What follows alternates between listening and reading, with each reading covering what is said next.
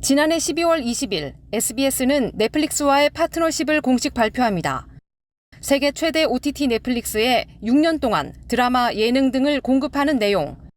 거래액을 밝히지 않았지만 SBS가 수백억 원대 추가 수익을 거둘 거란 분석이 뒤따랐습니다. 주식시장도 호재로 봤습니다.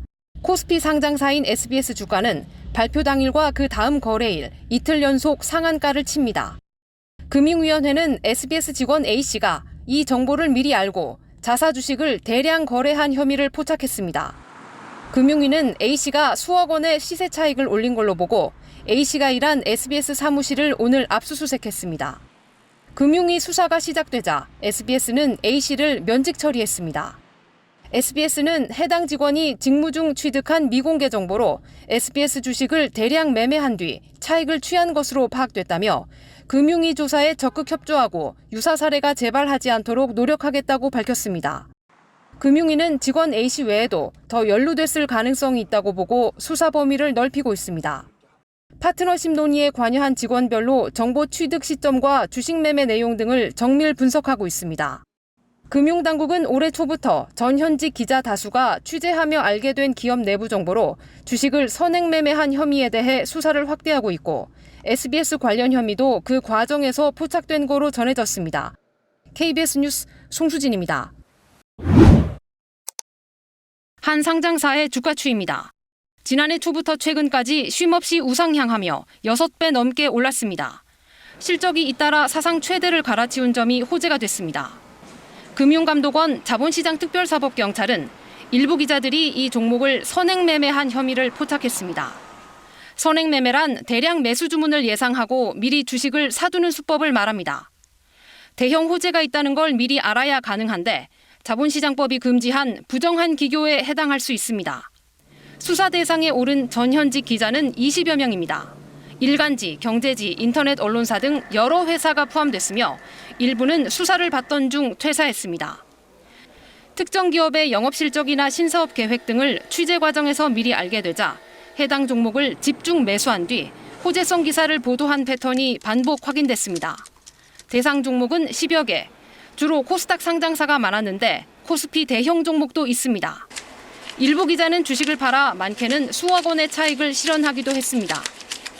금감원은 최근 혐의가 뚜렷한 일부 기자와 해당 언론사 등을 압수수색했습니다.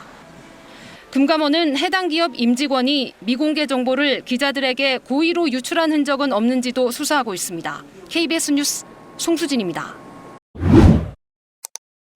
상장 주식회사로서 주주 및 사회에 대한 깊은 책임의식을 느낍니다. 전 세계 생중계까지 될 정도로 주목받았던 하이브 상장.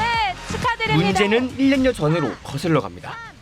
하이브 초기 투자자들은 지분을 사모펀드 3곳에 잇따라 넘깁니다. 당분간 상장 계획 없단 방위장 측 말을 믿었다는 주장입니다. 하이브는 상장 한 달여 만에 공모가 3배를 넘겼습니다. 사모펀드는 최소 7천억 원을 벌었고 초기 투자자들은 큰 손해를 본 셈입니다. 그런데 방위장이 사모펀드와 비공개 계약을 맺고 수익 수천억 원을 나눠 가진 사실이 뒤늦게 드러났습니다. 금융당국은 방위장이 초기 투자자를 속여서 수익 기회를 가로챘다고 보고 사기적 부정거래 혐의로 검찰에 고발하기로 했습니다. 대한민국 주식시장에서 장난을 치다가는 패가 망신한다 라는 걸 확실하게 보여주는. 이른바 주가 조작 패가 망신 첫 대책이 나왔습니다. 핵심은 판결 확정 전의 선행 조치, 원 스트라이크 아웃입니다. 증권선물위원회가 의결하면 바로 계좌를 폐쇄하고 과징금을 부과합니다. 다른 회사를 더 못 맡게 임원 선임을 막고 피의자 이름과 회사도 실명 공개합니다. 인적사항, 위법행위 내용 및 조치사항을 증손이 의결 직후에 대외 공표함으로써 사회적으로도 원스트라이크 아웃이 되도록 할 예정입니다. 이산계좌 탐지부터 조사 제재까지 모두 처리하는 주가 조작 근절 합동 대응단도 이달 안에 출범합니다. KBS 뉴스 황hin규입니다. 주식시장 활성화를 약속했던 이재명 대통령이 한국거래소 시장감시본부를 찾았습니다. 우리 주식시장이 저평가된 건 신뢰가 무너진 탓이라고 지적했습니다. 너무 불공정하고 불투명하고 다른 나라 사람들이 보면 저 시장을 어떻게 믿냐 이렇게 생각될 정도 아닙니까? 솜방망이 처벌 문제도 언급했습니다. 주가 조작 등 불공정 거래에는 원 스트라이크 아웃제를 도입하고 부당이득을 환수하는 등 엄벌하겠다는 의지를 밝혔습니다. 대한민국 주식시장에서 장난을 치다가는 패가 망신한다. 라는 걸 확실하게 보여주는 오늘 첫날로 삼도록 하겠습니다. 신종수법에 대응해 불공정 거래를 조속히 적발하도록 시스템을 개선하고 조직과 인력 확충 방안도 검토하라고 지시했습니다. 실무 담당 직원들의 어려움도 청취했습니다. 편하게 하세요. 형이다 이렇게 생각하고. 대표적인 불공정 거래인 미공개 정보 이용 기준이 현실을 반영하지 못하고 있다는 지적엔 즉각 개선에 반영하라고 지시했습니다. 주식이 부동산에 버금가는 대체 투자 수단이 되도록 배당 촉진을 위한 세제 개편을 준비하고 있다고도 했습니다. 중간 배당 받고 뭐 이래서 생활비도 좀 하고 그래서 그 내수에도 좀 도움이 되고 경제 선순환에 도움이 되는데 우리나라는 배당을 안 해요.